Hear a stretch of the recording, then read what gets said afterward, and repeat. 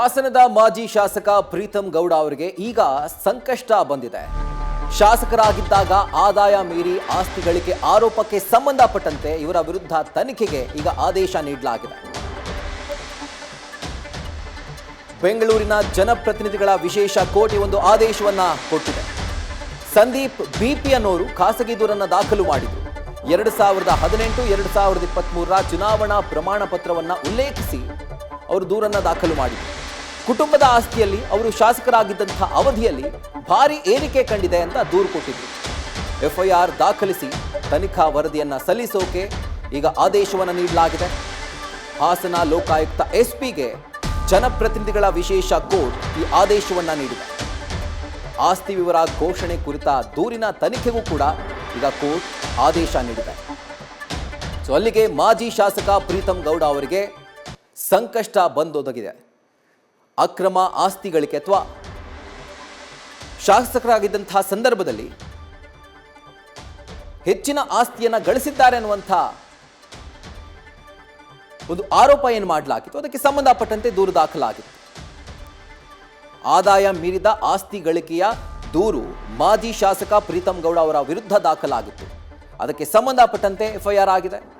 ಹಾಗೆ ಈ ಒಂದು ಪ್ರಕರಣದ ಸಮಗ್ರ ತನಿಖೆಯನ್ನ ಮಾಡಬೇಕು ಅಂತ ಹೇಳಿ ಹಾಸನದ ಲೋಕಾಯುಕ್ತ ಎಸ್ಪಿಗೆ ಜನಪ್ರತಿನಿಧಿಗಳ ವಿಶೇಷ ನ್ಯಾಯಾಲಯ ಒಂದು ಸೂಚನೆಯನ್ನ ಕೊಟ್ಟಿದೆ. ಎಫ್ಐಆರ್ ದಾಖಲಿಸಿ ತನಿಖಾ ವರದಿಯನ್ನ ಕೋರ್ಟ್ಗೆ ಸಲ್ಲಿಸಬೇಕು ಅನ್ನುವಂಥ ಆದೇಶವನ್ನ ಈಗ ಕೋರ್ಟ್ ನೀಡಿದೆ.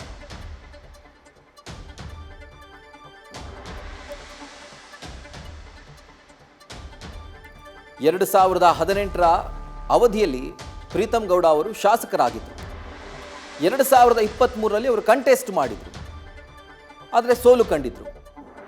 2018 ಒಂದು ಅಫಿಡವಿಟ್ನಲ್ಲಿ ಏನು ಮಾಹಿತಿಯನ್ನು ಉಲ್ಲೇಖ ಮಾಡಿದ್ರು ಅದನ್ನ 2023 ಚುನಾವಣಾ ಅಫಿಡವಿಟ್ ಜೊತೆ ಕಂಪೇರ್ ಮಾಡಿದ್ರೆ ಅಜಗಜಾಂತರ ಡಿಫರೆನ್ಸ್ ಇದೆ. ಭಾರಿ ಏರಿಕೆ ಕಂಡಿದೆ ಇವರ ಆಸ್ತಿ. ಆದಾಯಕ್ಕೂ ಮೀರಿ ಪ್ರೀತಂ ಗೌಡ ಆಸ್ತಿ ಗಳಿಕೆಯನ್ನು ಮಾಡಿದ್ದಾರೆ ಅನ್ನುವಂಥ ದೂರು ದಾಖಲಾಗಿತ್ತು. ಈಗ ಸಂದೀಪ್ ಬಿಪಿ ಅವರು ಕೊಟ್ಟಂತಹ ಒಂದು ಖಾಸಗಿ ದೂರಿನ ಅನ್ವಯ ಜನಪ್ರತಿನಿಧಿಗಳ ವಿಶೇಷ ನ್ಯಾಯಾಲಯ ಎಫ್ಐಆರ್ ದಾಖಲಿಸಿ ತನಿಖೆಯ ಮಾಹಿತಿಯನ್ನು ಕೋರ್ಟ್ಗೆ ಸಲ್ಲಿಸಬೇಕು ಅನ್ನುವಂಥ ಆದೇಶವನ್ನು ಕೊಟ್ಟಿದೆ. ಹಾಗೆ ಹಾಸನದ ಲೋಕಾಯುಕ್ತ ಎಸ್ಪಿ ಅವರಿಗೆ ಈ ಜವಾಬ್ದಾರಿಯನ್ನ ಕೋರ್ಟ್ ನೀಡಿದೆ.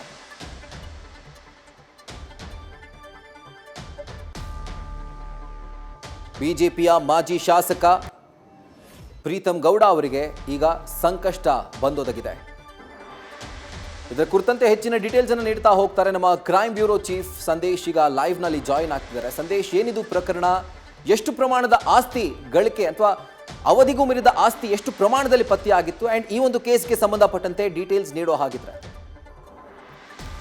ರಾಹುಲ್, ಹಾಸನದ ಮಾಜಿ ಶಾಸಕ ಪ್ರೀತಂ ಗೌಡ ಅವರಿಗೆ ಸಂಬಂಧಪಟ್ಟಂತೆ ಈ ಹಿಂದೆ PCR ದಾಖಲು ಮಾಡಲಾಗಿತ್ತು. ಅಂದರೆ 2018 ಚುನಾವಣಾ ಸಂದರ್ಭದಲ್ಲಿ ಸಲ್ಲಿಸಿದಂಥ ಅಫಿಡವಿಟ್ನಲ್ಲಿ ಅಲ್ಲಿನ ಆಸ್ತಿ ವಿವರ, ಹಾಗೆ 2023 ಏನು ಅಫಿಡವಿಟ್ ಅನ್ನು ಸಲ್ಲಿಕೆ ಮಾಡಿದ್ರು ಅದರ ಒಂದು ಆಸ್ತಿ ವಿವರ ಏನಿದೆ, ಅಂದರೆ ಅವರ ಆಸ್ತಿ ವಿವರವನ್ನು ಏನು ಸಲ್ಲಿಕೆ ಮಾಡಲಾಗಿತ್ತು ಎರಡಕ್ಕೂ ಕಂಪೇರ್ ಮಾಡಿದ್ರೆ ಸುಮಾರು 10% ಜಾಸ್ತಿ ಆಗಿದೆ ಅಥವಾ 10ರಷ್ಟು ಜಾಸ್ತಿ ಆಗಿದೆ.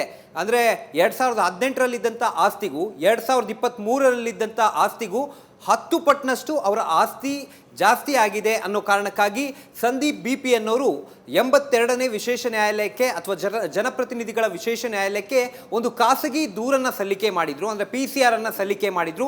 ಆ PCR ಸಲ್ಲಿಕೆ ಮಾಡಿದ ನಂತರ ಇದರ ಒಂದು ವಿಚಾರಣೆಯನ್ನು ನಡೆಸಿ ಇವತ್ತು ಜನಪ್ರತಿನಿಧಿಗಳ ವಿಶೇಷ ನ್ಯಾಯಾಲಯ ಒಂದು ಆದೇಶವನ್ನು ಕೊಟ್ಟಿದೆ. ಅಂದರೆ ಪ್ರೀತಂ ಗೌಡ ಅವರ ವಿರುದ್ಧ FIR ಅನ್ನು ದಾಖಲು ಮಾಡಿ ಇದರ ಒಂದು ತನಿಖೆಯನ್ನು ನಡೆಸಬೇಕು ಅಂತ ಹೇಳಿ ಹಾಸನದ ಎಸ್ಪಿಗೆ ಈಗಾಗಲೇ ಸೂಚನೆಯನ್ನು ಕೊಡುವಂತ ಕೆಲಸವನ್ನ ಜನಪ್ರತಿನಿಧಿಗಳ ವಿಶೇಷ ನ್ಯಾಯಾಲಯ ಮಾಡಿದೆ. ಯಾಕಂದ್ರೆ ಇದರ ಒಂದು ತನಿಖೆಯನ್ನು ಮಾಡಬೇಕಾಗುತ್ತೆ. ಯಾಕಂದ್ರೆ ಖಾಸಗಿ ದೂರನ್ನ ಏನು ಸಲ್ಲಿಕೆ ಮಾಡಿದ್ದಾರೆ ಅದರಲ್ಲಿ ಆಸ್ತಿ ವಿವರವನ್ನು ಕೂಡ ಕ್ಲಿಯರ್ ಕಟ್ ಆಗಿ ಮೆನ್ಷನ್ ಮಾಡಿದ್ದಾರೆ. ಇದರಲ್ಲಿ 10ರಷ್ಟು ಜಾಸ್ತಿ ಆಗಿರೋದು ಕೂಡ ಕಂಡು ಬಂದಿರೋದ್ರಿಂದ, ಅಂದರೆ ಮೇಲ್ನೋಟಕ್ಕೆ ಕಂಡು ಬಂದಿರೋದ್ರಿಂದ ಇದರ ತನಿಖೆಯನ್ನು ಮಾಡಬೇಕಾಗುತ್ತೆ. ಹಾಗಾಗಿ ಪ್ರೀತಂ ಗೌಡ ವಿರುದ್ಧ FIR ಅನ್ನು ದಾಖಲು ಮಾಡಿ ಅವರ ವಿರುದ್ಧ ತನಿಖೆಯನ್ನು ನಡೆಸಿ ಪ್ರಾಥಮಿಕ ಹಂತದಲ್ಲಿ ತನಿಖೆ ನಡೆಸುವಂತಹ ಆ ಒಂದು ತನಿಖೆಯ ವರದಿಯನ್ನು ಕೂಡ ಕೋರ್ಟ್ಗೆ ಸಲ್ಲಿಕೆಯನ್ನು ಮಾಡಬೇಕು ಅಂತ ಈಗ ಸೂಚನೆಯನ್ನು ಕೊಟ್ಟಿರೋದ್ರಿಂದ ಈಗ ಮುಂದಿನ ಹಂತದಲ್ಲಿ ಲೋಕಾಯುಕ್ತದಲ್ಲಿ FIR ಕೂಡ ದಾಖಲಾಗುತ್ತೆ. FIR ದಾಖಲಾದ ನಂತರ ಪ್ರೀತಮ್ ಗೌಡ ಅವರ ವಿರುದ್ಧ ಎನ್ಕ್ವೈರಿಯನ್ನು ಮಾಡೋದಕ್ಕೆ ಲೋಕಾಯುಕ್ತ ಅಧಿಕಾರಿಗಳು ಕೂಡ ಮುಂದಿನ ಹಂತದಲ್ಲಿ ಮುಂದಾಗ್ತಾರೆ. Rahul. Right Sandesh, thank you ಡೀಟೇಲ್ಸ್ಗೆ. ಇಂದ ನಿಮ್ಮ ಪರವಾಗಿ